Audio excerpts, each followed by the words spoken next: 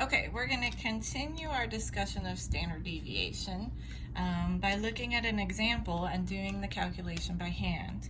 So let's go ahead and look at the example 7, the example about Connie and Oscar's test scores from number 7 in the homework from our box plots. So we're going to do an example here, right? And we're going to calculate standard deviations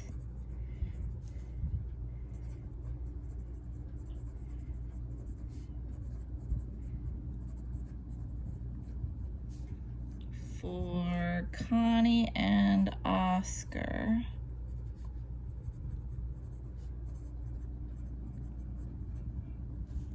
test scores. And this is from 2.1 number 7 is where I'm getting the data from. But let's go ahead and just kind of refresh our memory, right? So Connie, let's write down Connie. So Connie's test scores were 82, 86, 82, 84, 85, 84, and 85, right? 1, 2, 3, 4, 5, 6, 7, yes. And then Oscar on the same, I don't know, I was gonna put Oscars. Oscar on the same test, right? So Oscar scored 72, 94, 76, 96, not 97, 96. So 72, 94, 76, 96, 90, 76, and 84. 1, 2, 3, 4, 5, 6, 7. Okay, perfect. So there are their test scores from the last example. And for the box plots and stuff, you were supposed to start thinking about how their scores are very different, right? Connie is very much a B student. She's always in the B range and so on. Oscar, however, is a C and A student, right? Which kind of averages him out to be a B student. So that's the difference in their data spread. So what we're going to do is we have two standard deviations we're going to calculate, Connie and Oscar. But to save us time and space, I'm going to go ahead and create one table. So this is the table that we're going to create, right? So we're going to make sure to leave yourself some space, but we're going to enter our data here, right? And our data is X. And I'm going to leave myself 2 spaces, so I want it to kind of be long enough to get that 1, 2, 3, 4, 5, 6. Oh, that was good, Miss Stevens. Ended up right there where I want it to be. So data. The next column that we're going to look at is what the mean is.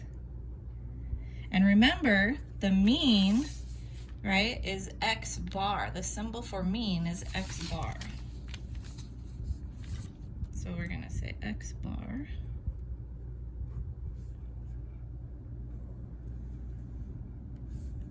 Right? Then what we're going to do is calculate the deviations.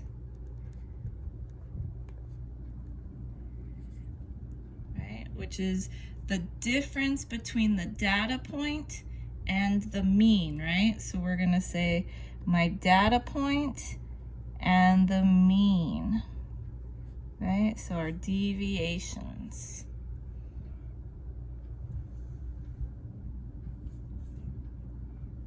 Then what we're going to do, in order to make sure that all of the values are positive, which you'll see, we're going to square the deviations, right? So we're going to square of deviations, and I'm not going to write it all out because it won't fit and I'll run out of space on my table here, but basically we're going to take these values and square them. So we're going to say x minus x bar squared. I am running out of room, that's okay. And then our last column over here will be, basically we're going to sum the squares, right? So we're going to sum of squares. And it's not really a complete column because to sum up the columns here, that's not very much. So I'm going to draw a line there. But then I'm going to say what we're going to do after. So we'll go ahead and leave that for now. But let's go ahead and follow these steps. So let's go ahead. I'll do Connie with the red pencil so that we can follow Connie. And then we'll go through and we'll do Oscar's also. So what are Connie's test scores, right? So we're just going to write them all out. So 82, 86. Can you see them okay, I hope? 82, 84, 85, 84, and 85. Right, so if we calculate Connie's mean, which you should already have from your box plot problem, the mean for Connie was 84. So the mean is 84. And we're just going to put that for each value. You don't really have to, as long as you know that Connie's is 84. But what we're going to do now is we're going to subtract each data value, right? We're going to subtract the mean from that value. Now what's going to happen? Well, values that are less than 84 are going to be negative, and values that are bigger than 84 are going to be positive. So for example, 82 minus 84 is negative 2. 86 minus 84 is 2. 82 minus 84, negative 2. 84 minus 84, 0. 85 minus 84, 1. 84 minus 84, 0. 85 minus 84, 1. Okay, we're just subtracting them. It's not difficult, it's just a lot of steps, right? There's a lot of steps to follow. Now notice, again, some of these are negative, some of these are positive, okay? So in order to keep moving along, right, we need to square them. And the reason for that is because the next step is to average them, right? So we want to add them all up and divide. But here's what's going to happen. If I add these up, negative 2 and 2 are 0. Negative 2 and 2 is also 0. So if I add these up right here, right, let's do that with different color because that's not the step I want you to do. But if we add them up and get the sum right now, so let's put that there, right, then I would get 0 and my problem's done, right? There would be no moving on because I have 0. How do I know this sum is 0? Well, because that by definition is what the mean is, right? It's the average. Half of the data is above, half of the data is below. If half is above and half is below, then they're going to cancel out, right? So that is what I'm looking for. So if I'm trying to see if I'm adding and doing the standard deviation correctly, that's a quick check, is in my deviations column, if I get a 0, we are on target, right? Thumbs up, okay? So that's one way to check. But here's the problem. I can't go and sum these squares. I would get 0. So what we have to do is make all of these values positive. And mathematically, in order to do that, we square them because that's keeping them it's going to make them all positive without just changing the value. I can't just make it 2 because then I'm changing what the actual difference is because I need to know that it's on the other side. So we're going to square. So negative 2 squared is 4, 2 squared is 4, negative 2 squared is 4, 0 squared still 0, 1 squared still 1, 0 squared 0, 1 squared 1. Okay, so now I've squared them all. Now I want to add them. Well, luckily enough, right, 4 times 3 is 12, 13, 14. So we're going to get 14. Okay. Now, what I have to do is average. So we would want to divide, right, by how many numbers we added. So here you're going to divide by n minus 1. And the reason we're taking away 1 is so that we can count how many spreads we have, right? That part of the value, so we don't want to divide by 7 because we are looking at how much spread there is, right? Because we're not looking at necessarily how many data, we're looking at how many spread from the mean there is. So we're going to divide by n minus 1. So that means we're going to take 14 and we're going to divide it by 6. Right? So 14 divided by 6 is about 2.33333. So we'll just put the bar on top, right? And that would be our standard deviation with one exception, right? This is not the sum of my data divided by 6. This is the sum of the squares. So the last step is to square root, right? So now we'll just go down here to the bottom of the table. The last step, let me leave myself some space there for Oscars because we're going to go through and do Oscars. But then that last step, right, is to undo the square. And how do we undo the square? Right? We square root. So now we're going to, square root the, I don't even know what you call that, but you're gonna square root, oh my goodness, my brain is going dead. We're gonna square root this value, right?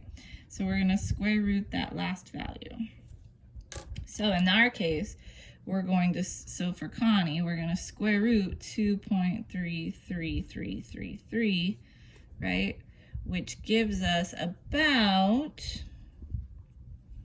1.528, right? So let's use 3 decimal places when we're doing our statistics, okay? So now we'll talk about what that means in a minute, but basically that means, right, this is how big my standard deviation space is for Connie's data. So that one standard deviation is now saying Connie's difference in data is 1.528 away from her mean, and her mean was 84. So I'll show you on a graph here in a second, but while we're here in the table, let's go ahead and do Oscar's data. All right, so we're going to walk through the same steps for Oscar's data, and we'll get his standard deviation. So I'm going to do Oscar here in this purple or bluish pen here. So again, we start out by just writing down all the data points. So 72, 94, 76, 96, 90, 76, and 84. And then we find the mean, but we already did that. Again, that's from 2.1 number 7. The trick in that problem, if you remember, is that they have the same mean score. So his score was actually 84 also, right? His average is 84. And it has to do with the difference in data, right? Connie's data is pretty consistently in the 80s. Oscar's is 70s and 90s, but it's averaging to the 80s. All right, so now we're finding the deviation, right? So we want to subtract. So 72 minus 84 is negative 12. 94 minus 84 is 10. 76 minus 84 is negative 8. Right? 96 minus 84 is 12. 90 minus 84 is 6. 76 minus 84, we did that one, is negative 8. And 84 minus 84 is 0. And again, if I wanted to check if I'm doing things correctly, this column should add up to 0. Right? So negative 12, positive 12, those cancel out. 10 and 6 is 16. -8 and -8 is -16, so those are going to cancel out. So it's just a way to check. You don't have to do that step unless you're wondering if you're on the right track. If it adds up to 0, you're doing everything correctly. So now we're just going to square, right? So 12 squared is 144. 10 squared is 100. 8 squared is 64. 12 squared, 144. 6 squared, 36. 8 squared, 64. And 0 squared is 0. Right? We're going to add all of those up, which comes out to 552. Okay. And then I'm going to divide by 1 less than the number of data, right? Because we're calculating how far away each data is from the mean. So we're going to take 552 and divide by 7 minus 1, which again is 6, right? That's the key. When we do that, we're going to get about 92, I think, is what it works out to be even. So it's not always going to be a decimal here, right? In this case, it works out to be an even number. And then that would be my standard deviation, except I have to undo the squares again. So that last step is to square root. So we're going to square root 92, right, for Oscar down here. And the square root of 92 is about 9.592, right? 9592. Okay.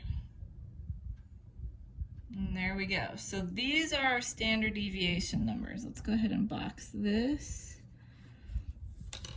Very different numbers, but when we apply them, it means the same thing. Okay, so I'm going to turn the paper over so we can kind of look at what do these numbers mean, right? These are my standard deviations, but what does that actually mean? So let's go ahead and let's write down Connie's. Let me grab a bright pencil here. So let's write down Connie's number. So Connie was 1.528. Right, about 1.528. And we'll say that Oscar was about 9.592. Right? And the mean score was 84. Right? So X bar was 84. And same for Connie. Her X bar was 84. Oops, you can't even see what I'm writing.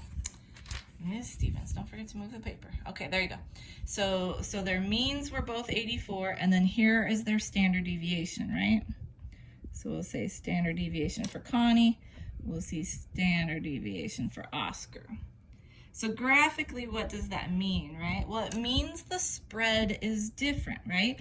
Connie's data is closer together, whereas Oscar's data is more spread out. The bigger the number, the bigger the spread, right? So that's basically what this means. So let's go ahead and look at graphically what I'm talking about. So let's say here's Connie's data, right? Her mean is 84, right? But if we go 1 standard deviation on either side, and we won't use 1.528, we'll use 1.5 just to keep it simple, right? So if I go 1.5 higher than this, I'm going to be at 85.5. And if I go 1.5 lower than this, I'm going to be at 82.5. Right? So remember, this is plus 1 standard deviation, and this is going to be minus 1 standard deviation. Okay, so 84 plus 1.5, 84 minus 1.5. That means how much is here? Right? 68% of the data falls here. Right? Most of her scores are going to be between 82 and 85. That's what that means, right? And if I go out 2 distances, right? So if I go out 1 more on either side, right? So I'm going to add 1.5 to this, right, which is going to be 87. And if I subtract 1.5 from this, that's going to put me at 81, right? And if I go here, 2 standard deviations away, right, that means I'm catching 95% of my data, which means pretty much Connie's scores are going to range between 81 and 87. So if we look back at Connie's scores, right, 81 and 87, all of her data actually fits within there, right? So you can tell by her scores. That's what we're saying, right? We're saying, hey, 95% of the data fits between two standard deviations. Now, in her case, it's 100%. But again, this is standardized, right? We're trying to calculate for all data points. So let's go ahead and look at Oscar's and see if 100% for his too, or if he has an outlier, right? So let's go ahead and do same thing. We're gonna graph basically a number line. We're gonna put his mean in the middle, which was 84. And we're going to mark 1 standard deviation on either side. Now for his, let's go ahead and make this 9.6, just for ease of adding values, right? So he's going to be 9.6 away. So if I add 9.6, I'm going to get 93.6, right? And if I take away 9.6, I'm going to be at 74.4, I think, right? So again, for him, that is going to encompass a lot of the data. In fact, 68% of his data is going to fall within that. Again, how am I getting these numbers? I'm adding 1 standard deviation, right? Or I'm subtracting 1 standard deviation. His standard deviation is 9.6, right? So 84 plus 9.6, 84 minus 9.6, okay? And then if I go out 2 standard deviations for him, right? So if I add 9.6 to this is going to put me at 103.2. And if I subtract this way, it's going to be at 64.8. I think that encompasses all of his scores too. So no outliers really for either of these 2 test scores. But again, standardized, this would represent 95% of the data. But if I go back and look at Oscar's scores, he doesn't have anything lower than that 72. And his highest is 96, which is certainly in that range, right? But that's what we're looking at. That is what standard deviation is, okay? That is what it's telling me. It's telling me how much of my data is within 1 standard deviation or how much of my data is within 2 standard deviations. Okay, so the last thing I want to give you then is that's the example. That's how to do it. But I want to give you the equation, right? So let's look at the equation. So the equation for standard deviation basically is this. So this is an uppercase sigma.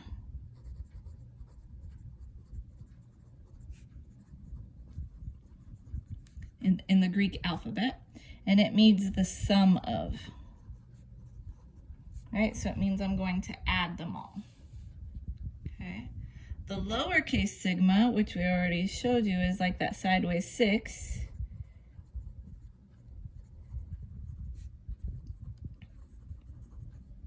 Right? Basically means standard deviation.